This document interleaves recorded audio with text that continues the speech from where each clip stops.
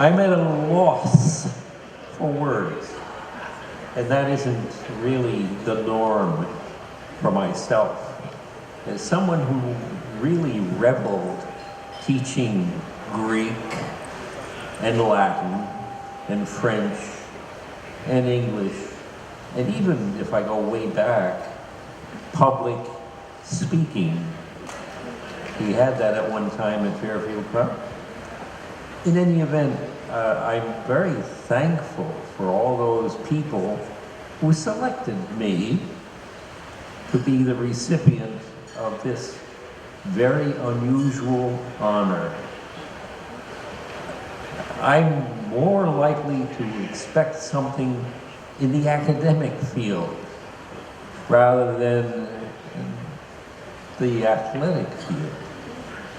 But when I look back at my career as an athlete or someone guiding somebody else, playing, I don't know, you can't see what's on this picture, but my whole course was set at a time when I was quite young. I don't think I was more in this picture than 7 years of age.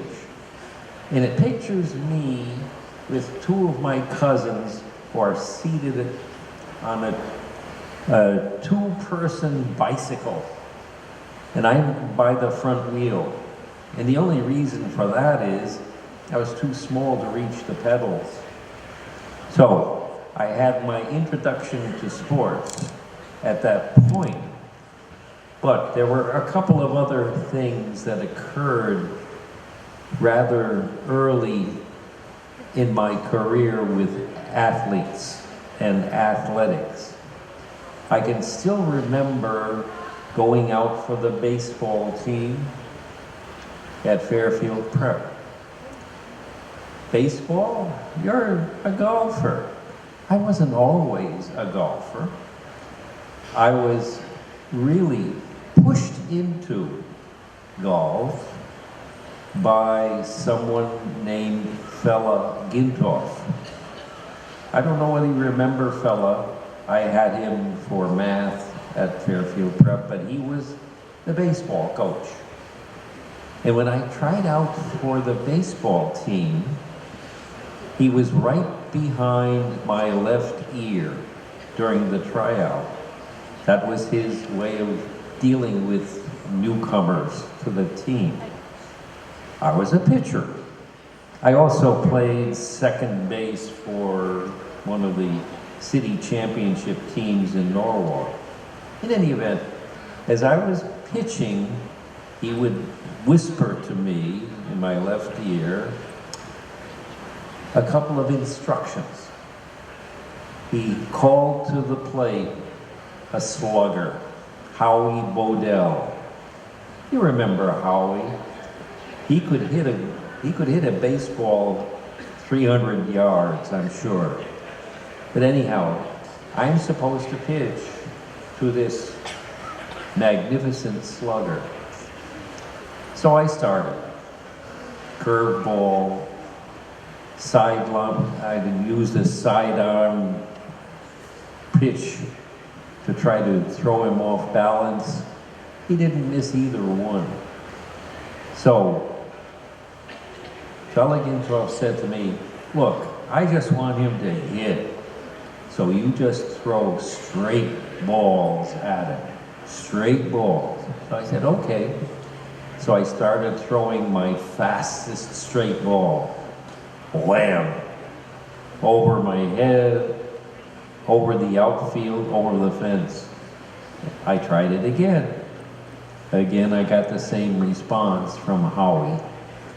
In any event, after that session with the people who thought that I was a pretty good player in Norwalk, they said, well, maybe you ought to look to something else. How about golf? Well, I said, yeah, I live near Shore Haven, and maybe I'll go and try that. So I went up to Shore Haven, started caddying. And that was the beginning of my golf career, which has led me to such wonderful rewards as the accolades I have received from people like you. I never regretted changing from baseball to golf. And look what it has led me to, 690 wins. At one time,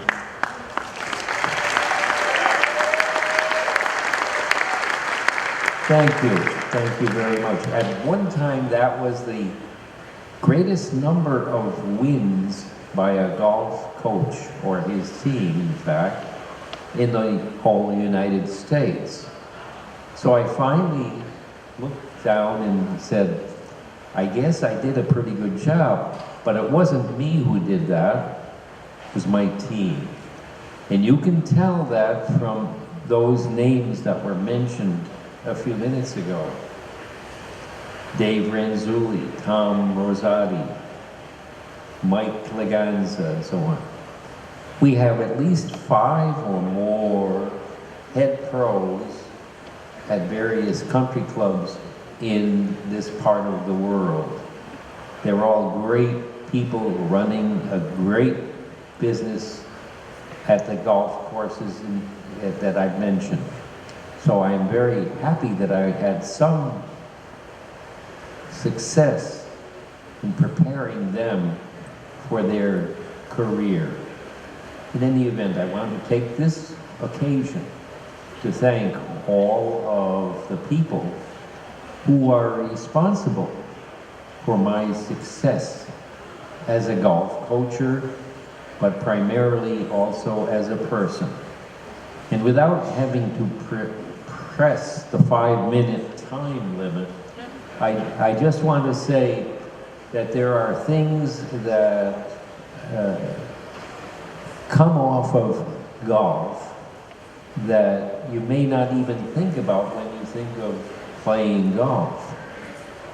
If you read the rules of golf, if you haven't seen, here's a copy of the rules of golf right here. I keep it in my pocket, not all the time. I put them on the dresser when I go to bed. Anyhow, there is a built-in kind of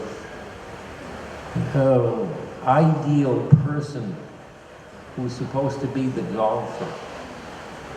Now, of course, we're not all ideal, but if we do follow the rule book, then we're keeping on the right path to being very good, if not wonderful, people, because golf teaches you to be a wonderful person.